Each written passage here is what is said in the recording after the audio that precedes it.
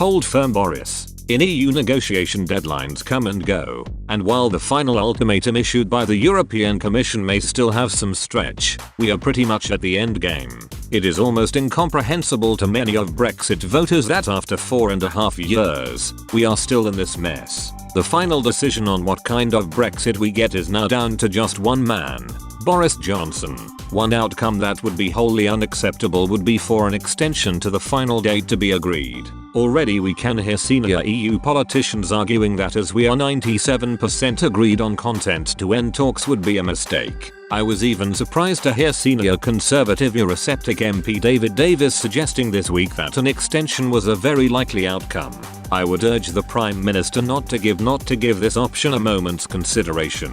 It was the extension to our leaving date at the end of March 2019 that paved the way for me to launch the Brexit Party, which led to the end of Mrs May's premiership. After 4.5 years of agony, we all want this over and done with. In the last weeks of the 2016 referendum campaign, following a meeting with some senior economists, I started to use the phrase "no deal is better than a bad deal." It is as true today as it was then. The problem with the deal that Brussels wants to strike is that it is not a free trade agreement, but a new partnership agreement based on a new EU treaty. From the start of this process, Michel Barnier's aim was to stop the United Kingdom becoming a genuine competitor.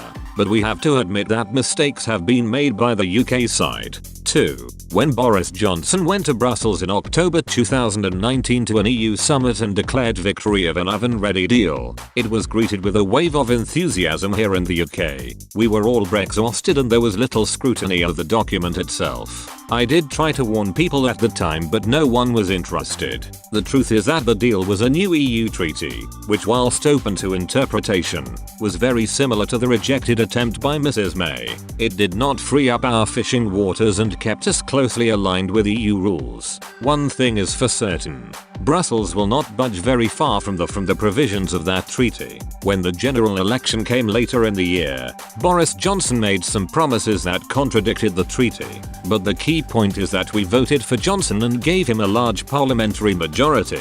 Promises made to the British people mattered far more than previous agreements signed in meeting rooms in Brussels. I now believe that there is no deal that we can strike with the EU that would be consistent with the pledges made in that election. If Boris holds firm, we reject the EU treaty and wake up on the 1st of January 2021 free of EU law. I believe that he could become one of the most popular prime ministers ever. Even if there are traffic queues on the M20 in Kent and disruption to supplies, the public will see this as EU vindictiveness and support his brave decision with even more passion. These next few days will decide for me whether 30 years of campaigning was really worth it after all. Hold firm, Boris. A great future awaits an independent United Kingdom, and a big majority of the public would cheer you on.